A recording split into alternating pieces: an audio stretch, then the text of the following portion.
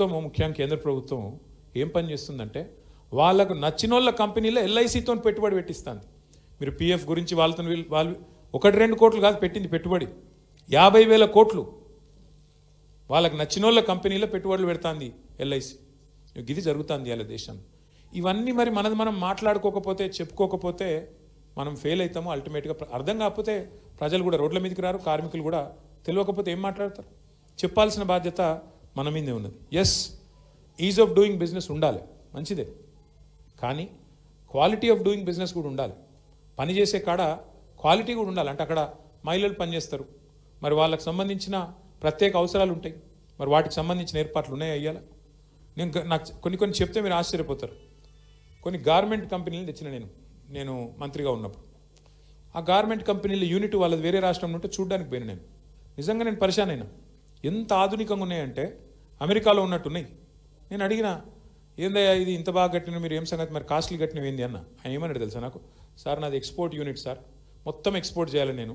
వాళ్ళు ప్రపంచంలో ఉండే పెద్ద వాళ్ళందరూ కస్టమర్లు అందరూ వస్తారు, వాడు ఏ సకాలు అయిపోయినా ఆర్డర్ క్యాన్సిల్ చేస్తాడు సార్, అందుకే ఇట్లా కట్టినా అన్నాడు. అంటే నేను అడిగిన, మరి ఎక్స్పోర్ట్ కాకుండా దేశంలో అమ్మేది ఎట్లుంటుంది అని అడిగిన.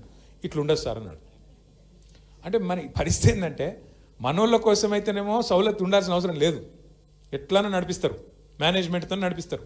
అదే బయటికి పంపే కాడ మాత్రం వాడు వచ్చి చెక్ చేస్తాడు కాబట్టి, వాడు ఆర్డర్ క్యాన్సిల్ చేస్తాడు కాబట్టి ఒళ్ళు దగ్గర పెట్టుకొని పెయ్యి దగ్గర పెట్టుకొని ఆడ మాత్రం లేడీస్కు సంబంధించి పిల్లలకు సంబంధించి అన్ని ఏర్పాట్లు చక్కగా ఉంటాయి. నేను అనేది కదే, ప్రభుత్వాలు చేయాల్సిన పని ఏంటి అంటే, yes ease of doing business అవసరమే, కానీ క్వాలిటీ ఆఫ్ డూయింగ్ బిజినెస్ కూడా ఉండాలి కదా. పని చేసేటోళ్ళు 8 గంటల కంటే ఎక్కువ పని చేయాలంటే, ఇప్పుడు నేను ఉదాహరణకు మస్తుగా చెప్పొచ్చు డైలాగులు, నేను 18 గంటలు పని చేస్తా, 20 గంటలు పని చేస్తాను, డైలాగులు మస్తుగా చెప్పొచ్చు. ప్రొడక్టివ్ అవర్స్ ఎన్ని పని చేస్తారని నాకు అర్థం కాదు. ప్రొడక్టివ్గా ఏ మనిషి అన్నా 6-7 గంటల కంటే ఎక్కువ పని చేస్తుందా? బుర్ర స్విచ్ ఆఫ్ అయిపోతుంది. మైండ్ యాబ్సెంట్, బాడీ ప్రజెంట్ అన్నట్టు అక్కడ కూర్చుంటాడు కావచ్చు, కానీ గానిగెద్దోలే పని అవుతుందా? కాదు, వాస్తవం అది.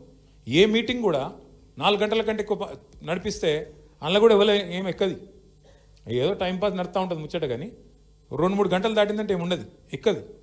ఈ విషయం మర్చిపోయి 8 గంటల కంటే ఎక్కువ పని చేయాలి. ఇప్పుడు ఎంత విచిత్రమైన రూల్ అంటే అది, 8 గంటల కంటే ఎక్కువ పని చేయొద్దని మీరు పోరాడి తెచ్చుకున్న చట్టం, అది హక్కు. దాన్ని అలా తుంగలో దొక్కుతూ 6 రోజులు ఇంటూ 8 అంటే 48 గంటలు. ఆ 48 గంటలు యజమాని ఎట్లన్నా పని చేయించుకోవచ్చారు. అంటే ఒకరోజు 12 గంటలు అనొచ్చు, ఒకరోజు 10 గంటలు అనొచ్చు, ఒకరోజు 4 గంటలు అనొచ్చు, మిగతా టైం పని లేదు నువ్వు వెళ్ళిపోనొచ్చు, అవసరమైతే తీసేయవచ్చు అని ఎక్కడ పెడుతున్నారు? ఇదివరకు 100 మంది కంటే పైన ఉంటే మీరు ఖచ్చితంగా ప్రభుత్వానికి తెలిపి ఎవరినైనా తీసేయచ్చు. కానీ ఇప్పుడు ఏం చేసినారు? 300లకు పెంచినారు దాన్ని. 300 కంటే ఎక్కువ రోల్స్లో ఉన్న ఎంప్లాయీస్ ఉండే కంపెనీలు ఎన్ని ఉంటాయండి? వాళ్ళ కంపెనీలన్నీ ఏం చేస్తున్నాయి? కాంట్రాక్టు, అవుట్సోర్సింగ్ పేరు మీద 300 మంది లోపల రోల్స్లో పెట్టుకుంటారు, మిగతా వాళ్ళంతా కూడా కాంట్రాక్ట్ల కింద అవుట్సోర్సింగ్ కింద పెడతారు. ఇది ఎవరికి తెలియదు ఈ విద్య. కాబట్టి ఇంత బాహాటంగా మీరు లైసెన్స్ ఇచ్చి, ఒకప్పుడు ఎస్ఈజెడ్లు వచ్చినప్పుడు లొల్లి పెట్టినారు, ఇలా మరి మొత్తం దేశాన్ని ఎస్ఈజెడ్ చేస్తున్నారు.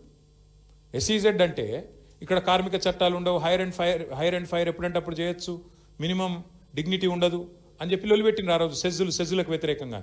మరి ఇలా ఆ రోజు సెజ్జులకు వ్యతిరేకంగా పోరాటం చేసిన వాళ్ళు దేశం మొత్తమే సెజ్ అయిపోతుంటే, దేశం మొత్తంలోనే కార్మికులకు హక్కులు లేకుండా కాలరాస్తుంటే, మాట్లాడకపోతే, పార్లమెంట్లోనే మాకు ఆవాజ్ లేకపోయా, రాజ్యసభలు ఉందనుకోండి, లోక్సభలో లేదు, మరి ఏం చేయాలి?